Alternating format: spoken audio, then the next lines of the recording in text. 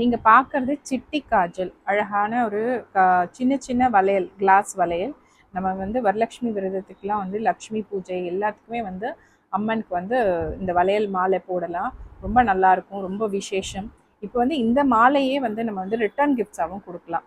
இப்போ இங்கே பார்த்தீங்கன்னா இந்த மாலை வந்து ரிட்டர்ன் கிஃப்ட்ஸாக வந்து இந்த மாதிரி ஒரு பாக்ஸில் போட்டு ரொம்ப நீட்டாக பேக்கிங்கோடு வந்துடும். இது ஆர்டர் பண்ணோன்னா நீங்கள் www.decodunia.com போய் ஆர்டர் பண்ணலாம்.